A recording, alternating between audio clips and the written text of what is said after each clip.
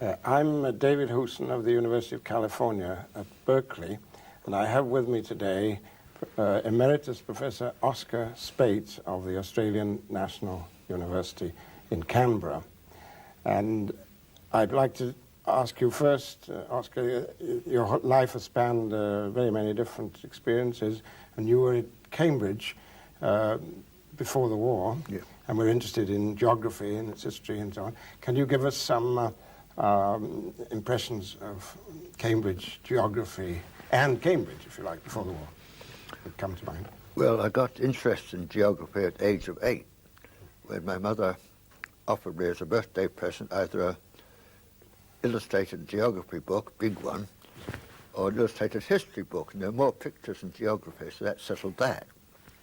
And so when I went to Cambridge, I took an English tripos first, and I owe a lot to that. And then I took the 2 parts of geography tripos because that had become my leading interest. And also I had one of the best geography teachers there's ever been, I think, Leonard Suggett, at my school. So it turns in. Geography at Cambridge, well, we thought, and I think we were right, that we were just about the leading school in the country. There's an elan about the place, very largely due to Professor Frank Debenham, who was an Australian, who, as an academic geographer, was rather amateur perhaps, but was a splendid person to have run a field together, a team together, and in early stages, that's much more important, I think, than just technical skill. There's a general part 1 introduction, and for part 2, you're specialized in one of 4, geomorphology, surveying and cartography, historical geography, and economic geography. Well, I took geomorphology because lived on the edges of the Weald when I was a schoolboy, and if you're not going to be interested in geomorphology there, you never will be. And then historical geography, because I was a young Marxist at the time, and I thought that all needs for economic geography is newspapers plus Marxism, and so historical geography, because of course my interests always have been strongly historical as well. Well, historical geography in Cambridge is not normally regarded as, at least until recently, as Marxist. So it probably wasn't then. Derby is not Marxist. Oh, it certainly wasn't. No. I was. But you were, yes, that's right. It cost me some... I remember answering one paper question absolutely brilliantly. All that was wrong was every single fact in it. But the argument itself was beautifully conducted out of Engels. Thesis, antithesis, synthesis, and I reckon that anyhow they would never have read Engels. Well, Steers was also influential on you. Didn't you pay some tribute to him in your India book? Or? Well, he's a very close friend of mine for many years. In the same college. Yes. Yes. Yeah. Well, what about coming back to Marxism? There, you know, there's all this stuff now that we hear about. You know, Kim Philby and Anthony Blunt and so on and so forth, you know, and Cambridge Marxism leading to spies and this sort of thing. What's your sort of comment on that, just marginally?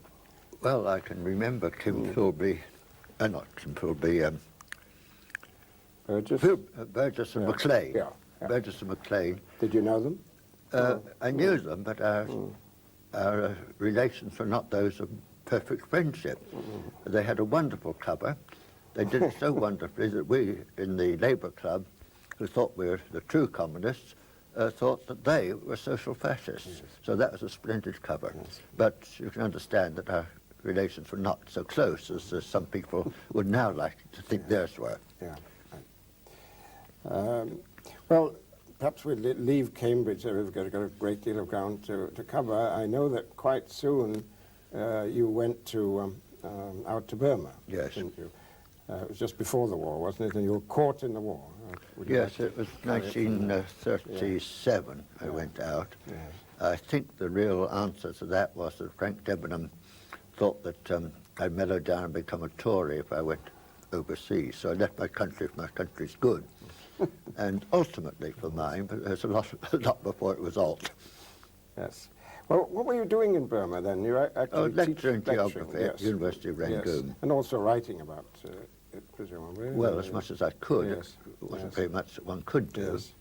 But then you were caught by the war. Right? Yes. And wounded. First air raid on Rangoon. Yes. Mm-hmm. I may have been the first officer casualty.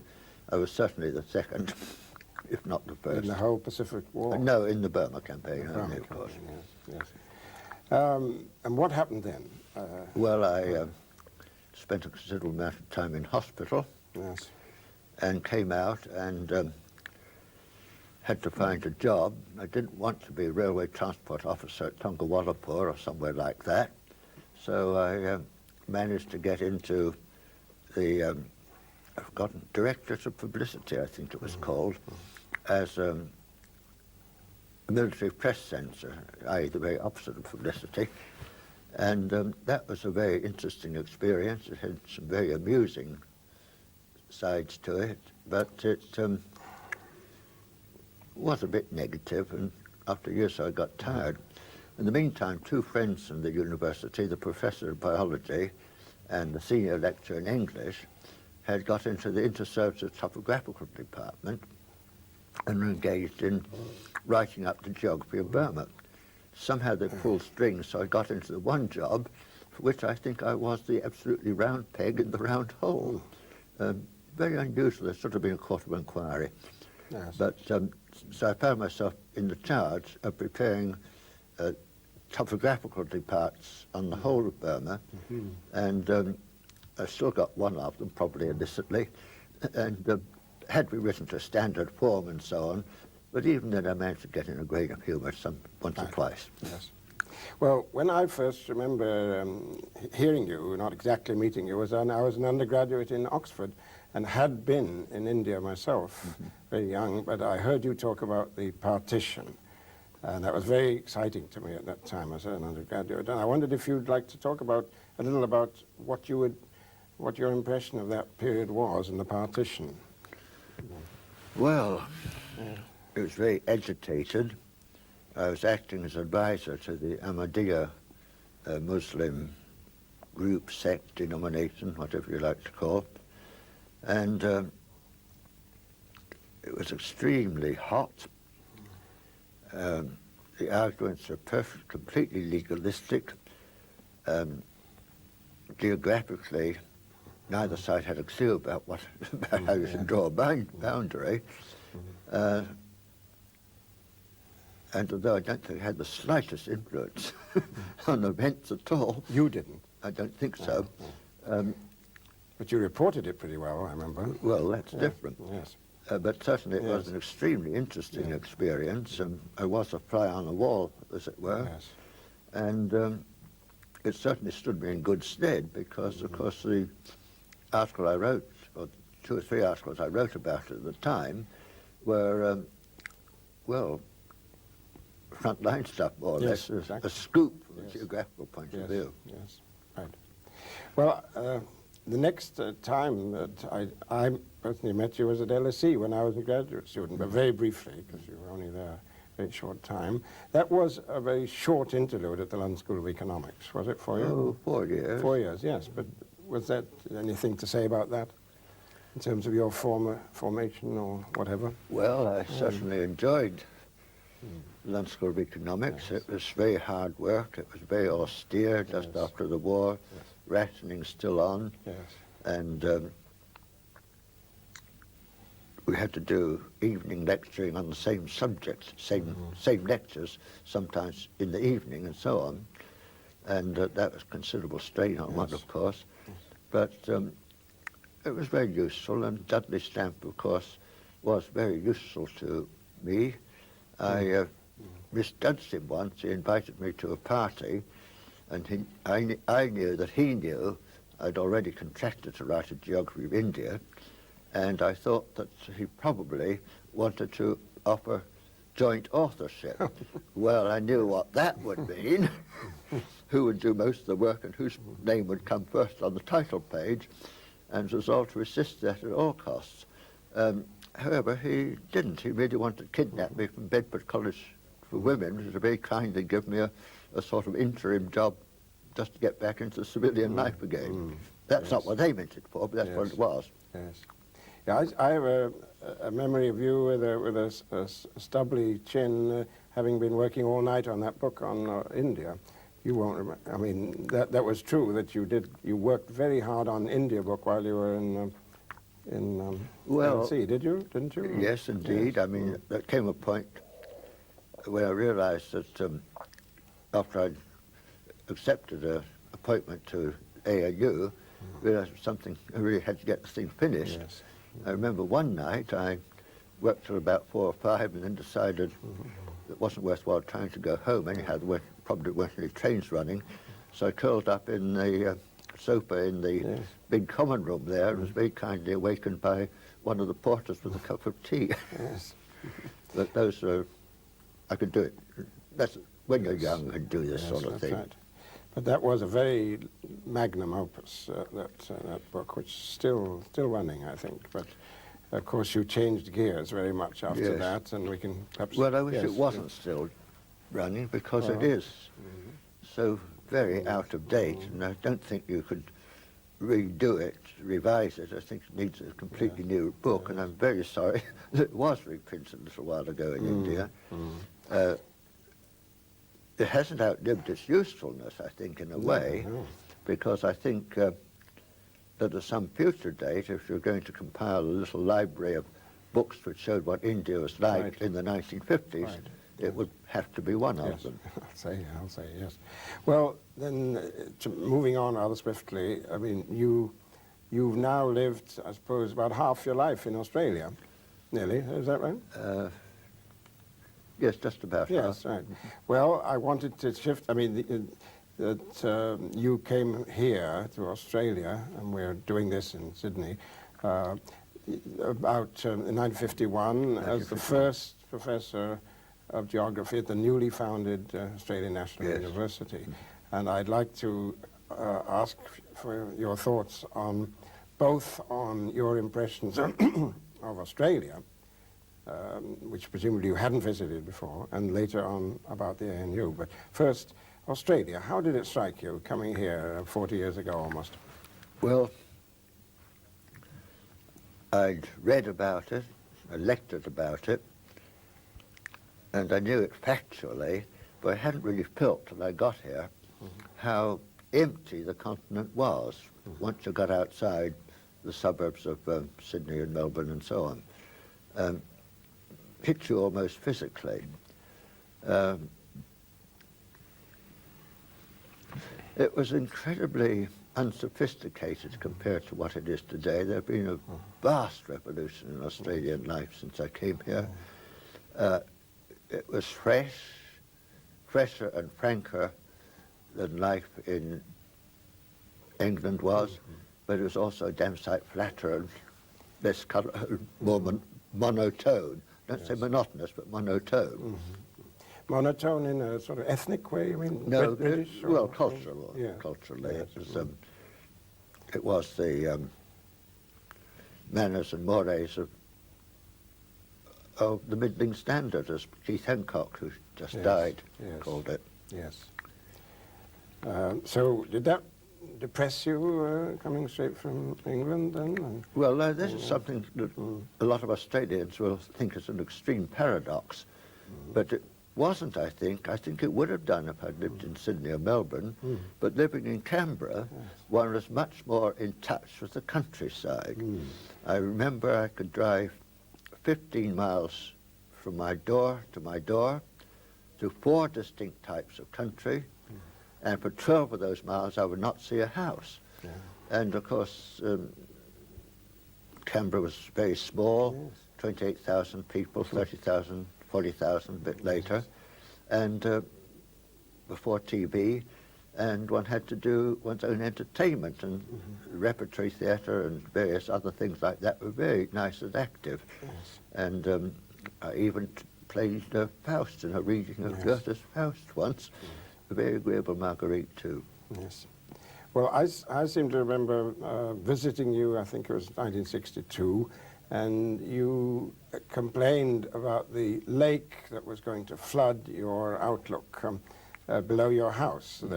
You looked upon it with disdain, the future lake. What do you feel about Oh, that was one of my Canberra now? mistakes. Yes, I see.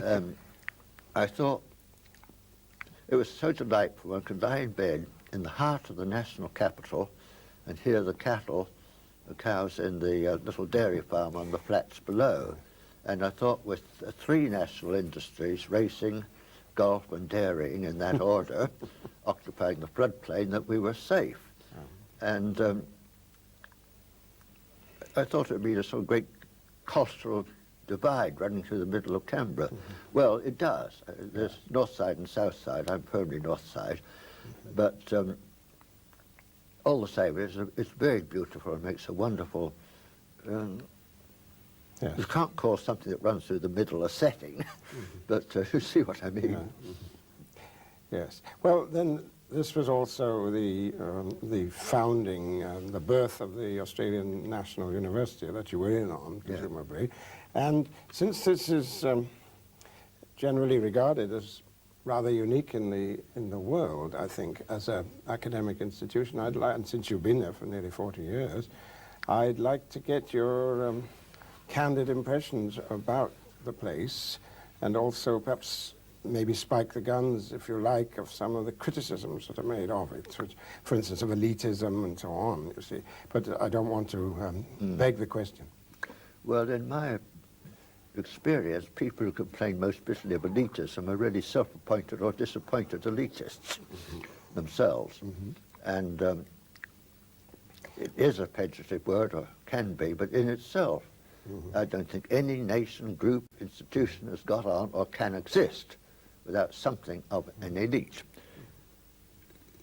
What makes the difference is whether that elite is open and accessible to outside influences, outside opinion, infiltration, whether it renews itself. Well, from that point of view, the ANU in the early days was absolutely splendid. It was, we all knew it was a new thing. And because it was a new thing, that's why many of us were attracted to it. And it gave one a elan, a sort of terrific morale. The place was too small for the bureaucracy to get its clutches really in, and our bureaucrats were very much part of ourselves, as it were, and we had to do a good deal of the bureaucratizing ourselves, as a matter of fact, and it was very good. I can remember when one tea room held practically all the academic people, including even Professor Titterton from physics. That really is a long time ago. It's enormous now, too What big. would you say was the rationale for such a very unusual institution as ANU? What was it meant to revivify the rest of the country and sort of eventually finish its work because everywhere else had been sort of fertilized, or what?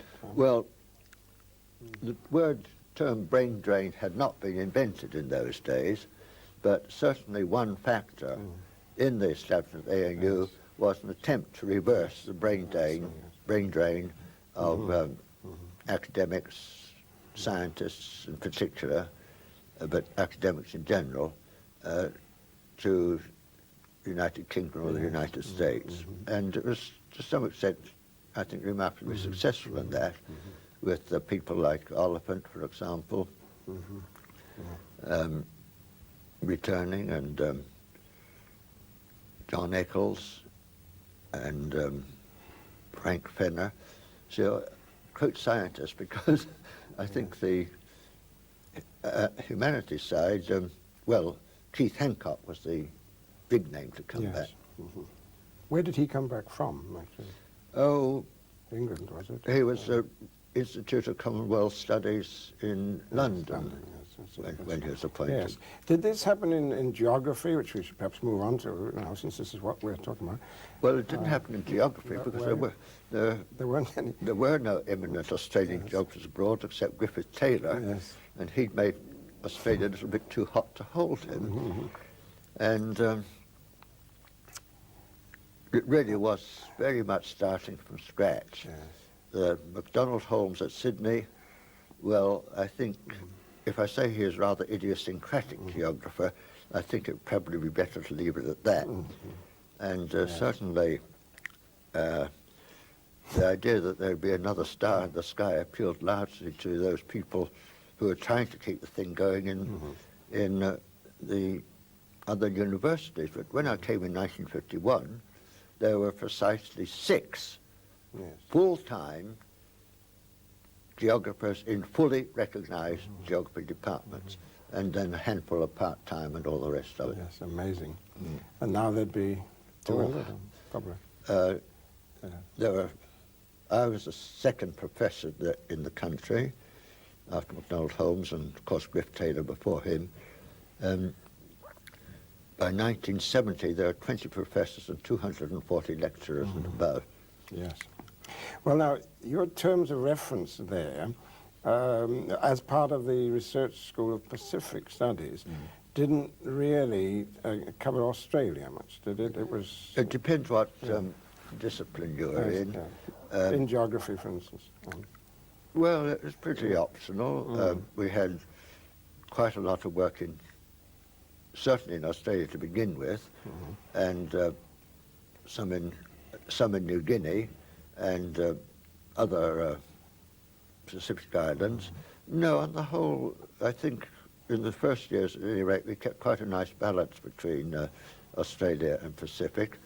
Some disciplines, because of their subject matter, would let one way and some the other, but there's a great deal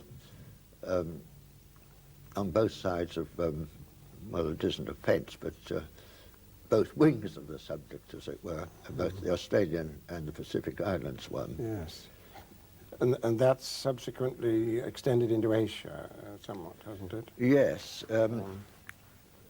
Southeast Asia in particular, we've got, well, we're very strong in some departments, economics, for example, particularly strong on Indonesia.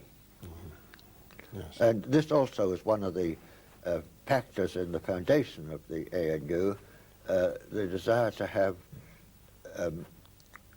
a pool of accessible information about our nearest Asian countries.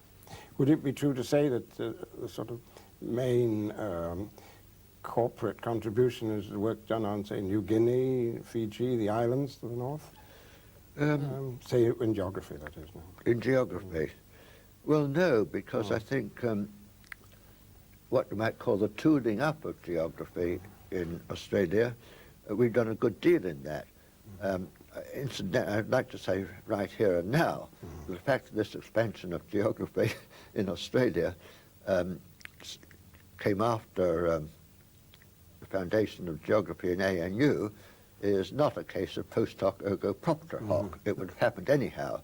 You said the suspension of geography, did you say? Expansion. Oh, expansion, I'm sorry. Sorry. I must Yes. apologize. No, that's, yes, I see. Yeah, It would have happened anyhow. yes. We did help in some ways. Right. Well, now I'd just like to, I know that you yourself have done work on Fiji. And of course it's coming into a rather difficult situation now in Fiji, and I don't get you to talk about that, but your work on Fiji was quite an important part of your life, wasn't it? It was a very important part of my life, and whether it's important in the life of Fiji is another question. That sort of question you'll never know until you're not there. It's still talked about. I was in Suva about 10 days ago, and it is. But anyway, I would like to now, since there's not much time really, to ask for your sort of retrospective opinions. I know that you've been, in a way, out of geography, both as director of the school and Pacific history for some time, but this is geography that we're concerned with here. And you've had a great influence on geography one way or another around the world in various countries. And I would like to ask you, well, for instance, first of all, you mentioned Griffith Taylor. Yeah. What's your opinion about his philosophy, his achievement, Well, for instance? it was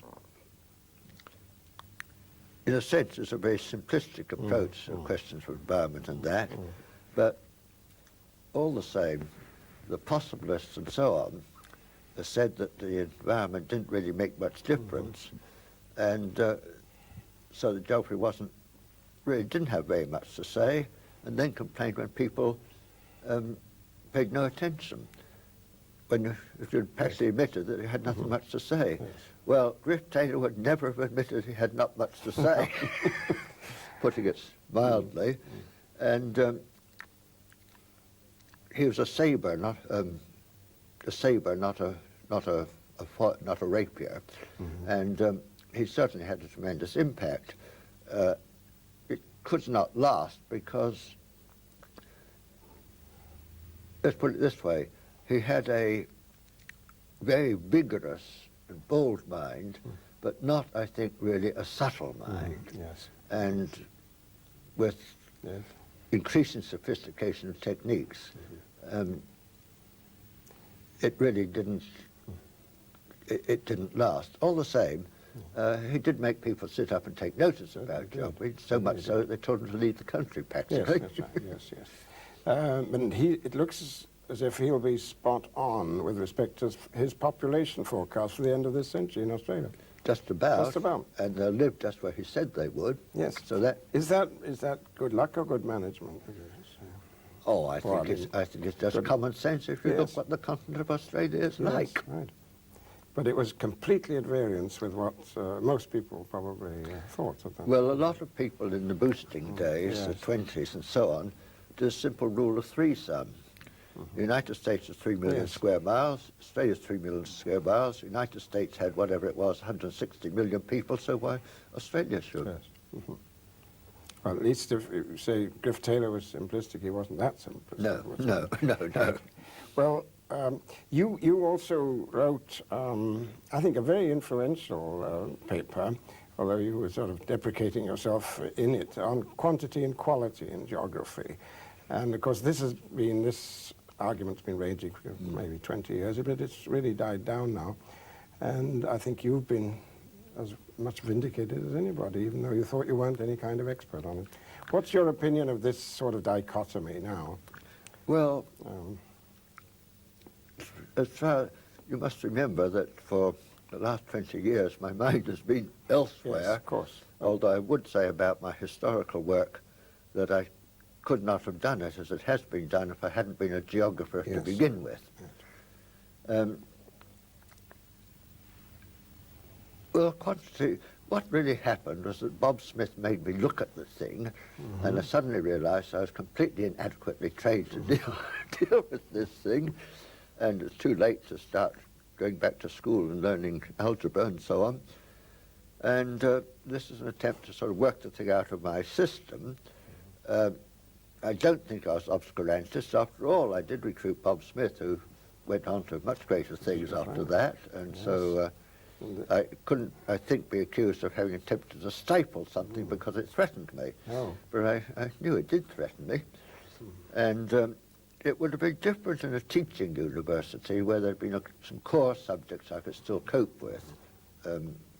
But with the university, liberal scholarship policy, so you got the best and brightest students, and of course they would be on the leading edge. It very soon found that I couldn't understand more than about 20% of what the boys were up to. And this is not a good position. They would have seen through me sooner or later. However, my gift of the gab. Anyhow, I felt a fraud. Yes. And if you get out without losing cash or credit, you certainly should. Perhaps even without that proviso, you should. And I got more cash and credit by becoming a director, so that was splendid. Yes. And then after I finished being director, it'd been silly to go back to the department I'd founded 17 years before in a vastly different climate. For one thing, elder statesmen are either non-entities or nuisances. So I took myself off completely differently to history, which had always been a love of mine. Yes. Well, before I get on to that history, which of course is your latest chapter, to say the least, I'd just like to ask you though about the splitting of the department that you had as a unified department in Canberra into physical and human. What's your opinion about that? Well, I think it has worked. It was dicey. To some extent, it went against my feelings, but both sides are developing a momentum of their own, and if they'd stayed together, they'd have got in each other's way, I think. And certainly, both the human department has been very successful indeed, I think, and biogeography and geomorphology, which owes so very much to Joe Jennings, who died quite recently. I think that also has been a tremendous success story. So no real regrets about it. I see. And yet, a sort of a cardinal point about geography, which I'm sure you subscribe to, is the sort of unity and the interface, as they say, between man and nature, which I think is now coming back in the ANU too, from what I understand. Well, the old determinism we used to argue about in the 30s is as dead as a doornail, and never really...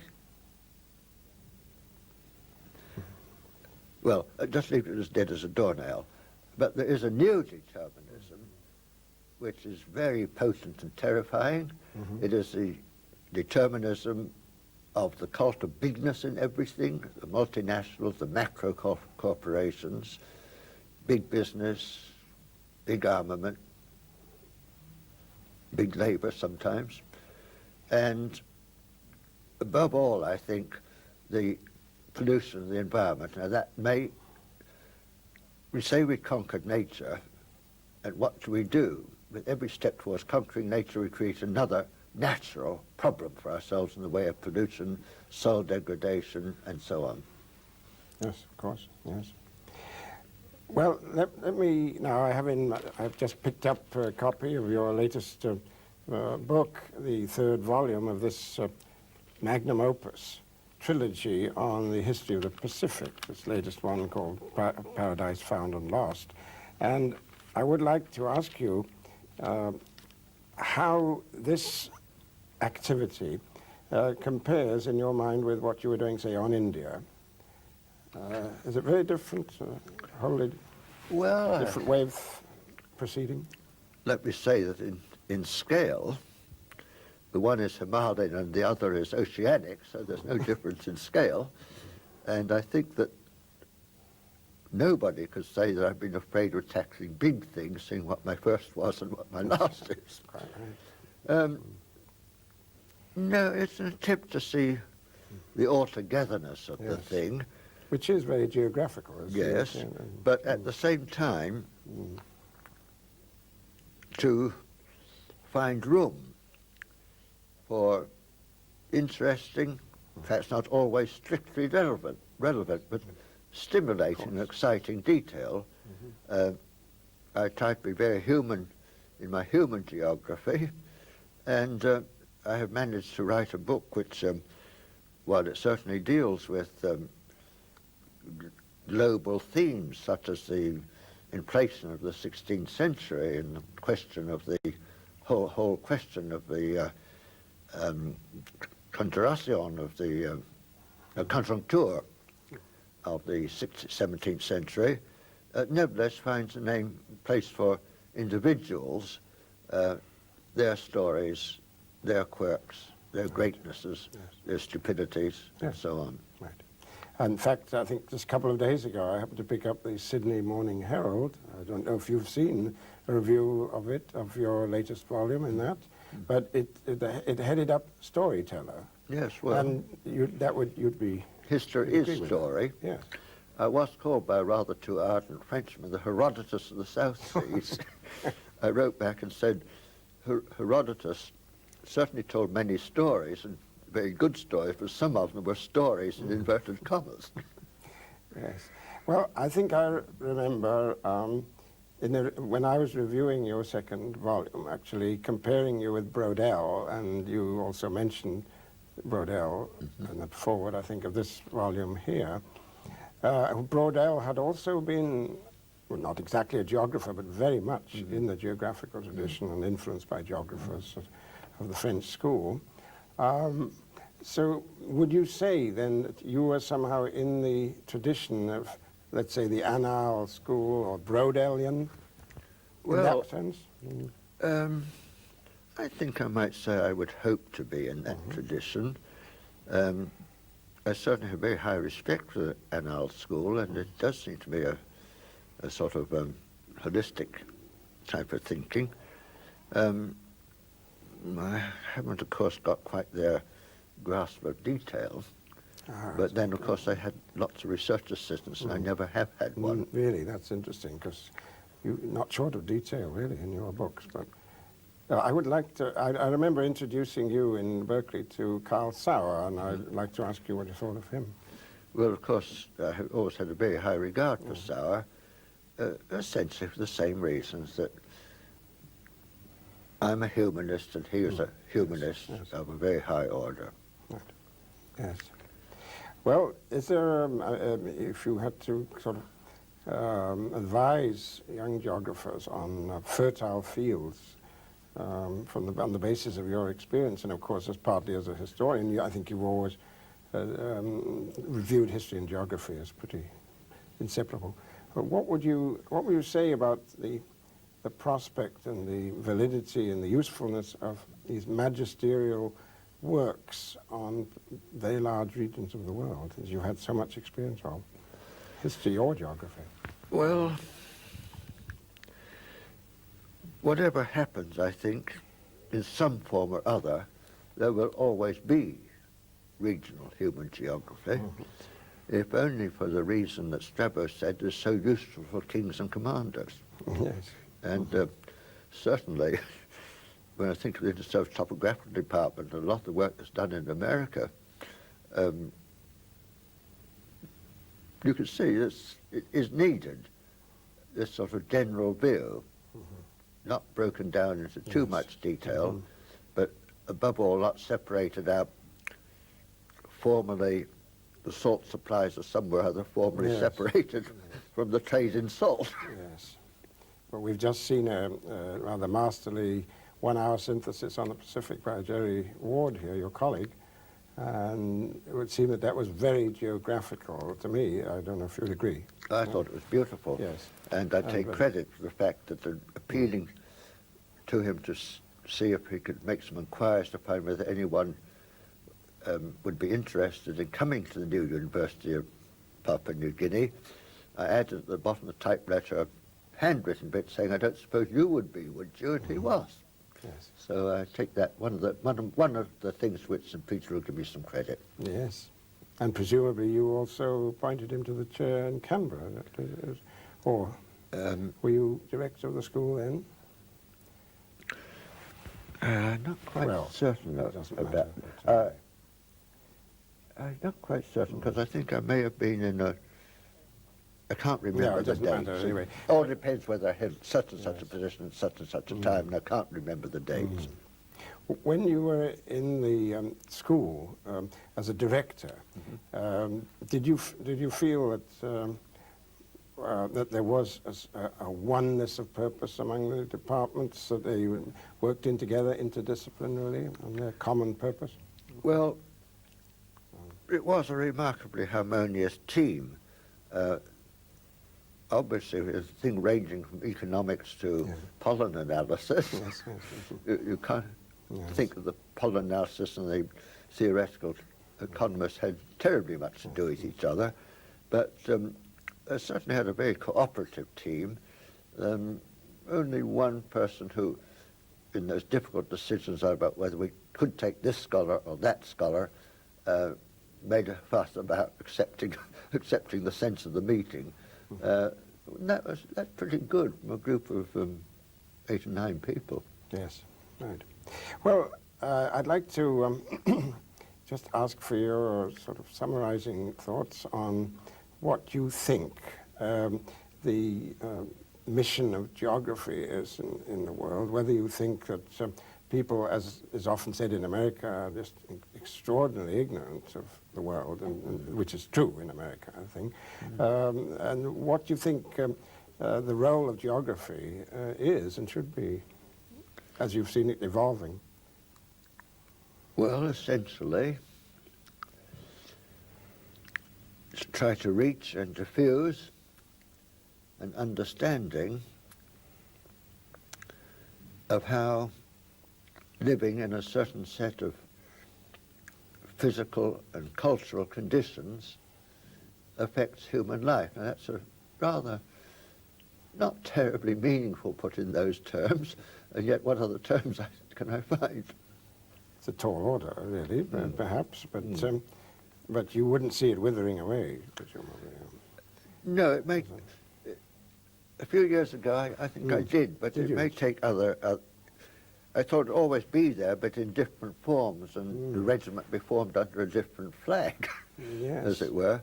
But there does seem to have been a cycle, and the sort of geography that I stood for, I suppose, seems to be coming back again. Yes, I think it is.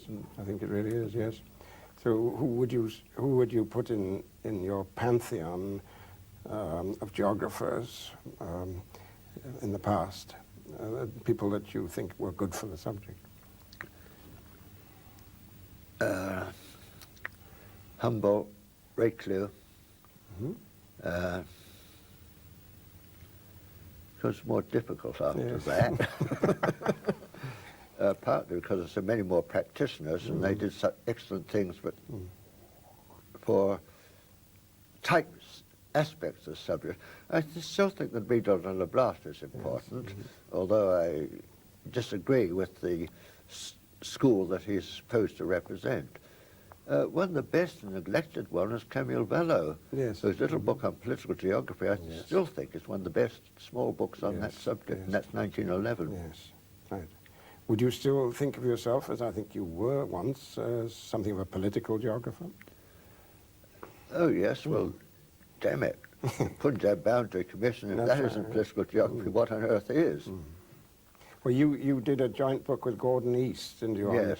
Changing Map of Asia, I think it was. Well, that resulted in the one good resolution I have kept.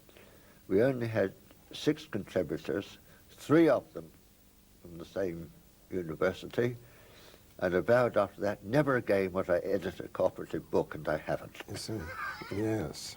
Pretty good. Yes, yes, yes.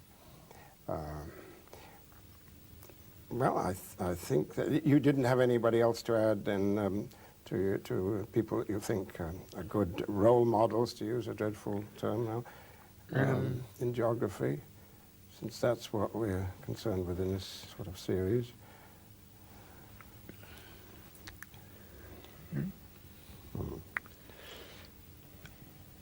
I can, but I think in most cases I'd have to qualify a little bit. Reclus was very important in your India work, in a way. Oddly. Well, it wasn't important for facts. No, for God's sake, style. 1896. Yes. But for the seeing things. Yes. Seeing things. And the fact that he was an anarchist, was that a help? Or irrelevant? Or, I don't think it was terribly relevant to his geographical work. It comes out in some phrases, but then people who are not anarchists might well say that St. Petersburg and Calcutta are the same, a city of palaces set in a swamp of hovels, or words to that effect. Well, you don't have to be an anarchist to say that. He was, just as an aside, seemingly quite impervious to the influence of Darwinism, which took over so many people at that time. Yes, that would be interesting to follow up. He just didn't seem to be affected or bring it into the way many geographers did at that time, into his reasoning. Yes. Yes. Basically, one thing for myself, my advice to students. Yes.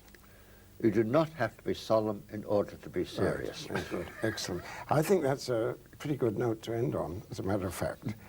We could go on forever, but thank you very much, Oskar, for this. Thank you. It's been fun. Right, good.